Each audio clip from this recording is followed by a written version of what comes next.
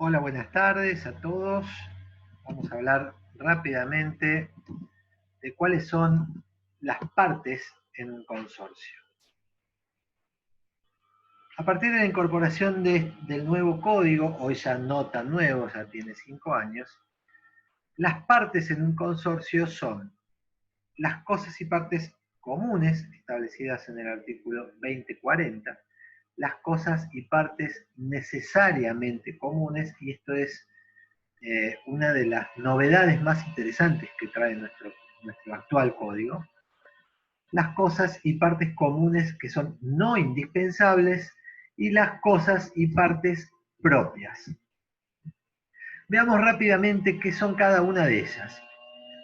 ¿Cómo sabemos que una parte es común dentro de un consorcio? Bueno, más allá de la definición que cada reglamento de propiedad pueda establecer dentro de su propia estructura consorcial, lo cierto es que el Código Civil y Comercial nos da esta pauta en los artículos 2040, 2041 y 2042. Es muy interesante entender como algo novedoso lo que el código establece como partes necesariamente comunes. Y están definidas como, de manera taxativa, esto significa que sí o sí son estas independientemente de lo que diga cada uno de estos reglamentos. El terreno del edificio, los pasillos, vías o elementos que comunican entre sí y estas con el exterior, los techos, azoteas, terrazas y patios solares, cimientos, columnas, vigas portantes, muros maestros y demás estructuras, incluso las de los balcones, indispensables para mantener su seguridad. Los locales e instalaciones de los servicios centrales, las cañerías que conducen fluidos o energía en toda su extensión y los cableados hasta su ingreso en la unidad funcional. Vamos a recordar de vuelta, porque este es uno de los puntos que más conflictos nos siguen trayendo, pero avancemos primero. La vivienda de alojamiento del encargado, los ascensores, montacargas y escaleras mecánicas, los muros exteriores y los divisorios de las unidades entre sí y con cosas y partes comunes, las instalaciones necesarias para el acceso o circulación de personas con discapacidad, fijas o móviles externas a la unidad funcional, y las vías de evacuación alternativas para los casos de siniestros. Todos los artefactos e instalaciones existentes para los servicios de beneficio común, los locales destinados a sanitarios o vestuario del personal que trabaja para el consorcio. Como dijimos hace un rato, esta enumeración tiene carácter enunciativo, no son taxativos, significa que puede haber otras partes necesariamente comunes que las incorpore por vía del reglamento de propiedad horizontal. Lo que no puede hacer es tener menos que esto, es decir, todas aquellas cosas que fueron determinadas por el legislador como parte necesariamente común, no puede ser cambiado en su naturaleza por acuerdo de partes, es decir, no puede por medio del reglamento ser cambiado por una parte común o una parte privada. Volviendo a uno de los temas importantes o que tal vez da lugar a un video completo, pero que lo vamos a tocar muy rápido, es este inciso relacionado con los fluidos, los cableados y las cañerías. Recordemos entonces que lo que dice nuestra legislación respecto de estos es que son partes necesariamente comunes. Y con esto se termina cualquier tipo de discusión sobre qué pasa en aquellos casos donde el reglamento dice una cosa y la ley dice otra.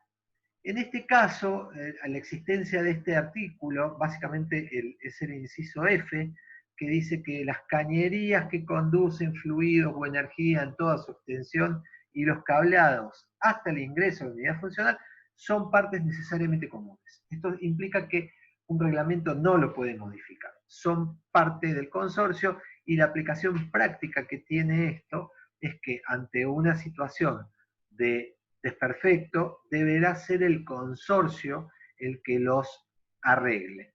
Ya no más esta situación tan gravosa que generaba tantos conflictos con la anterior legislación, por ejemplo, con el tema de las cañerías o de las montantes. Todos sabemos que si el daño ocurría desde la montante de los caños hasta donde ingresaba a la unidad funcional, la responsabilidad era del consorcista.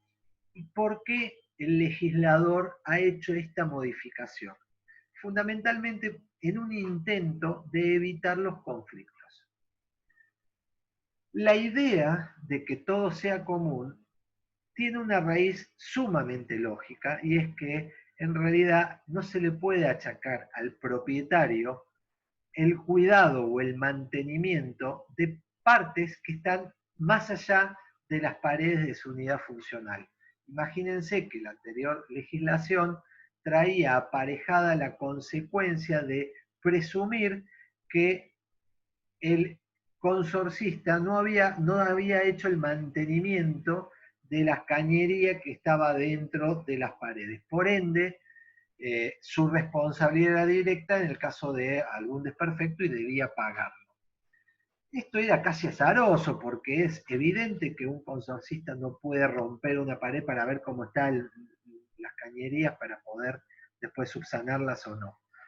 Con lo cual era, insisto, una lotería que si tocaba o no tocaba la ruptura y tendría que arreglarlo o no arreglarlo. Hoy el legislador ha intentado, sobre la base de lo que se llama la teoría del cubo de aire, limitar la responsabilidad del consorcista y asignársela al consorcio. Es decir, todo aquello, para que nos entendamos, que está dentro, imagínense la unidad funcional como un gran cubo de aire.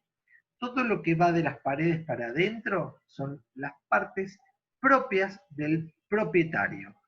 Todo lo que va de las paredes para afuera ya son partes comunes y, según lo que estuvimos viendo de este artículo, son partes necesariamente comunes.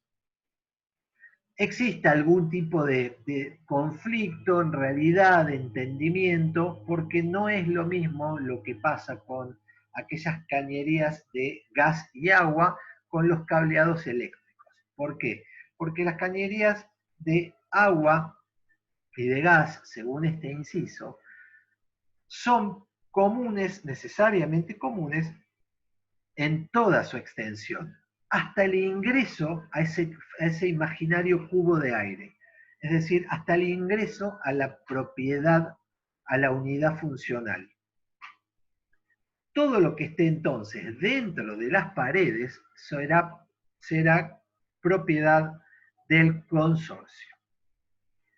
Distinto es el caso, entonces, de los cableados eléctricos, que son propiedad del consorcio hasta el ingreso a la unidad funcional. Es decir, hasta que ingresa de ahí, de la caja de luz, en todo lo que la distribución interna, eso claramente va a ser del propietario. Hasta acá llegamos en esto, esperemos que les guste. Si les gusta, denle un like, pueden suscribirse, iremos haciendo nuevos videos, más que nada intentando clarificar algunas situaciones de la propiedad horizontal que son un tanto conflictivas. Muchas gracias y hasta la próxima.